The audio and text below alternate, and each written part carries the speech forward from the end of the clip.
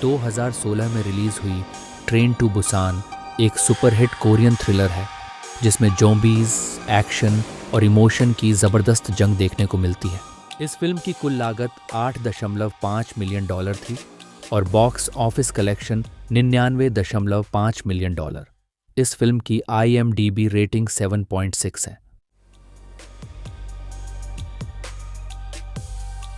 Train to Busan एक सफ़र जो सिर्फ ट्रेन का नहीं, जिंदगी का है। कभी डर, कभी आंसू और कहीं ना कहीं उम्मीद भी।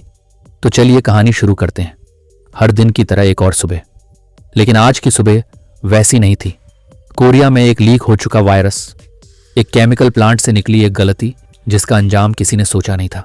स्योक वू, एक बिजनेसमैन, अपनी बेटी सुआन के साथ बुसान जा रहा है, जहां सुआन की मां रहती है। सुआन का जन्मदिन है और वो मां के पास जाना चाहती है। स्योक वू, एक व्यस्त पिता, काम में इतना डूबा हुआ कि बेटी की मासूम ख्वाहिशों को सुन नहीं पाता। लेकिन आज वो तय करता है कि बेटी को बुसान लेकर जाएगा। KTX ट्रेन प्लेटफॉर्म पर खड़ी है। स्योक वू और सुआन ट्रेन में बैठते हैं। बाकी यात्री भी अपनी अपनी सीट पर हैं। एक गर्भवती महिला और उसका ताकतवर पति, एक स्कूल की बेसबॉल टीम, 2 बुजुर्ग बहनें, एक बेरहम CEO और एक अनजान महिला जो ट्रेन में दौड़ती हुई चढ़ती है। उसका शरीर कांप रहा है, उसकी सांसें तेज है, वो घायल है, लेकिन कोई ध्यान नहीं देता। ट्रेन चल पड़ती है और साथ में चल पड़ती है मौत।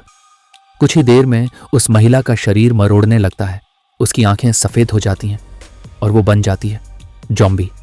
पहला हमला होता है। ट्रेन के डिब्बे में चीखें गूंजती हैं। वो महिला दूसरों को काटती है, जो भी उसके पास आता है। वो भी पल में ज़ॉम्बी बन जाता है। धीरे धीरे जहर फैलता है। हर डिब्बा संक्रमित हो रहा है। स्योक वू, जो अब तक सिर्फ खुद के बारे में सोचता था, अब बेटी की सुरक्षा के लिए हर हद पार करता है। वो मिलता है सांगहुआ से, एक ताकतवर लेकिन दिल वाला इंसान जिसकी पत्नी गर्भवती है। और यहीं से शुरू होती है टीम वर्क की लड़ाई। ट्रेन के डिब्बे एक एक करके बंद किए जाते हैं, भीतर ज़ॉम्बीज और बाहर इंसान। लेकिन कुछ लोग, जैसे वो लालची CEO, अब भी सिर्फ खुद को बचाना चाहते हैं, चाहे किसी की जान चली जाए। अब मिशन है ट्रेन के फ्रंट डिब्बे तक पहुंचना, जहां कुछ लोग अभी सुरक्षित हैं। स्योक वू, सांगहुआ और एक जवान लड़का तीनों ज़ॉम्बी से लड़ते हैं, अपने हाथों से, डंडों से, हर डिब्बे से गुजरते हुए, कभी अंधेरे में, कभी शोर में। सांगहुआ, जो हर किसी की रक्षा करता है, आखिरकार एक पल में खुद ज़ॉम्बी से घिर जाता है। अपनी पत्नी को बचाते हुए वो खुद को कुर्बान कर देता है।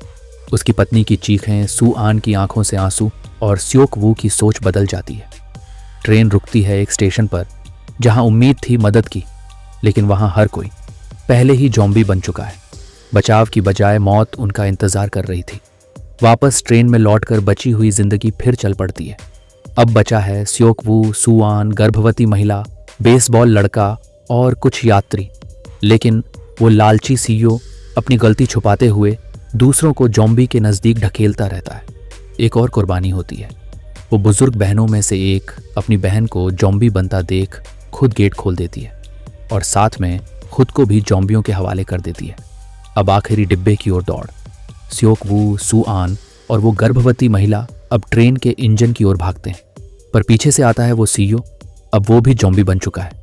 अंतिम लड़ाई इंसान और हैवान के बीच।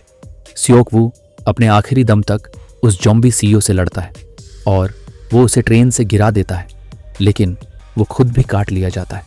अब स्योक वू जानता है उसका अंत पास है। वो अपनी बेटी को देखता है, उसकी आंखों में आंसू, पापा मत जाओ, ज़रेनिया की पुकार। स्योक वू मुस्कुराता है और आखिरी बार बेटी को देखकर ट्रेन से कूद जाता है।